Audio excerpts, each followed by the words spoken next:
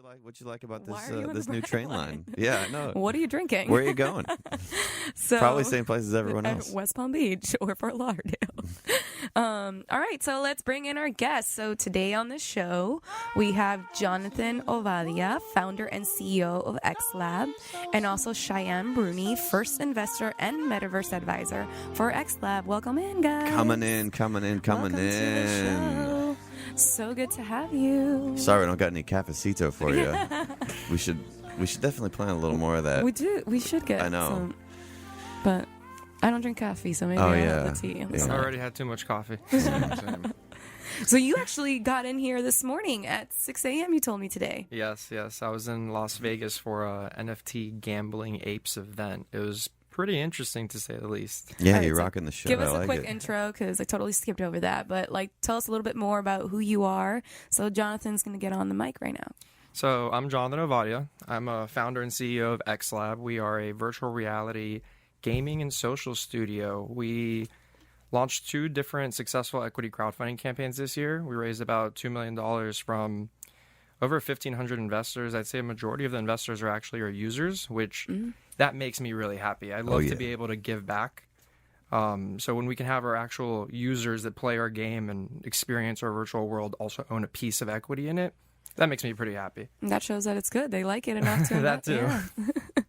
So I think when I met you, you were wearing the "How Can I Help" shirt, and the mayor pointed you out. Yeah, so quick story there. When I first saw the shirt online, the campaign, and I thought it was amazing. First, how can I help? Amazing slogan. Tweet went viral. And then when I saw them actually making merch and that all the money went to good causes, I bought, I don't know, a few dozen shirts.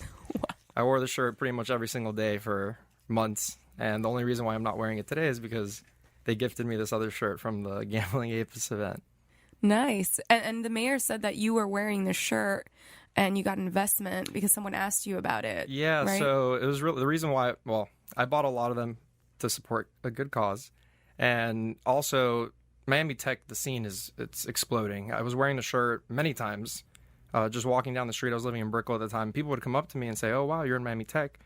And it would just be a conversation starter. And I'd say I raised tens of thousands of dollars just wearing the shirt because people would come up to me and ask me, "What is it that you do?"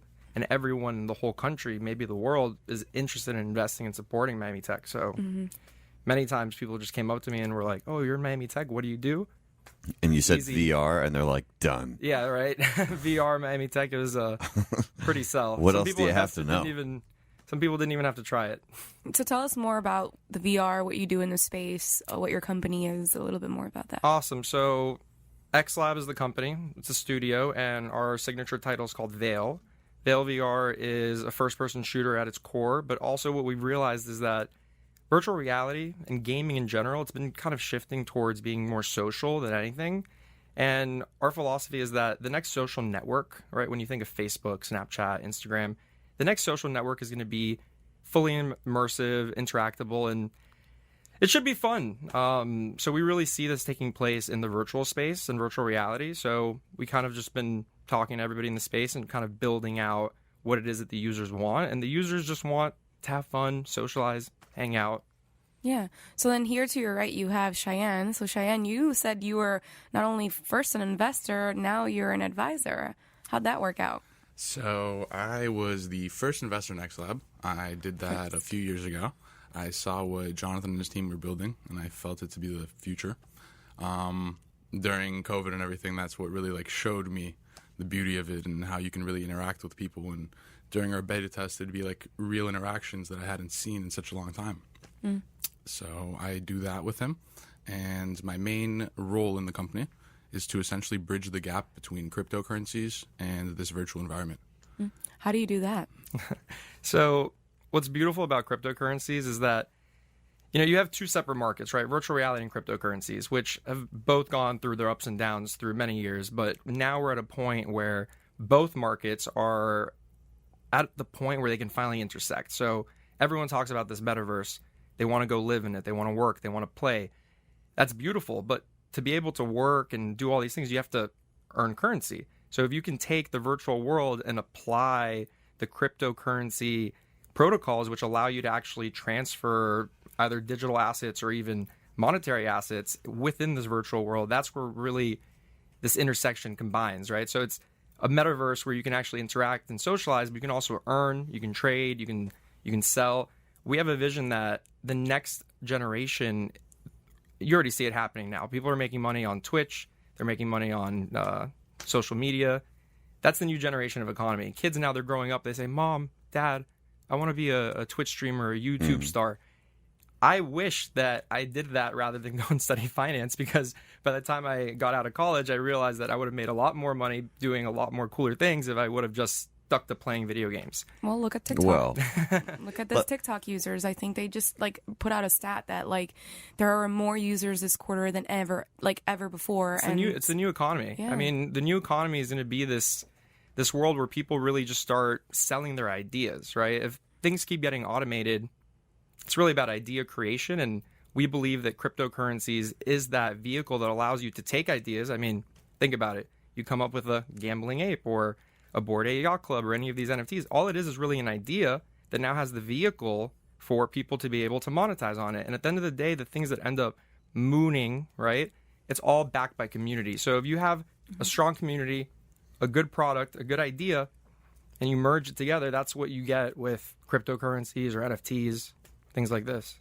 So what exactly is this Bored Ape that you're wearing? It's not Bored Ape. It's so the t-shirt that I'm wearing right now, it's called a gambling ape. The concept behind it is that everybody that owns this NFT owns a piece of the virtual casino, right? So for the first time, regular people such as myself or anybody else involved can own a piece of a virtual casino, and it's pretty cool.